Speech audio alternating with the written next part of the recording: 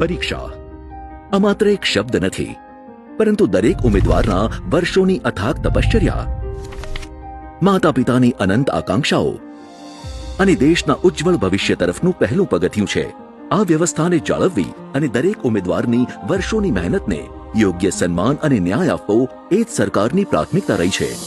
અને એટલે જ માનનીય પ્રધાનમંત્રી શ્રી નરેન્દ્રભાઈ મોદીજીના માર્ગદર્શન હેઠળ કેન્દ્ર સરકારે યુવા પેઢીના ભવિષ્ય સાથે ચેડા કરનારા અસામાજિક તત્વો સામે અપનાવ્યું છે પેપર લીક અને ગેરરીતિ સામે ઝીરો ટોલરન્સનું આકરું વલણ, જે અંતર્ગત જાહેર પરીક્ષાઓમાં પારદર્શિતા સુનિશ્ચિત કરવા અને ગેરરીતિઓ અટકાવવા માટે પબ્લિક એક્ઝામિનેશન્સ એમેન્ડમેન્ટ વિધેયકને સંસદીય મંજૂરી પ્રાપ્ત થઈ છે.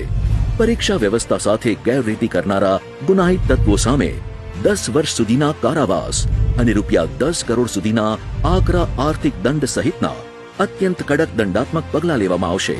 તેમજ ઝડપી અને નિષ્પક્ષ ન્યાય સુનિશ્ચિત કરવા સ્પેશિયલ ફાસ્ટ ટ્રેક કોર્ટ શરૂ કરાશે, જે માત્ર 3 મહિનામાં જ સુનાવણી કરશે. પેપર લીક અને ગેરરીતિ સામે કેન્દ્ર સરકારના ઝીરો ટોલરન્સના આકરા સંકલ્પથી જ મળશે દરેક મહેનતુ ઉમેદવારને પારદર્શી પરીક્ષા અને સુરક્ષિત ભવિષ્યની ગેરંટી.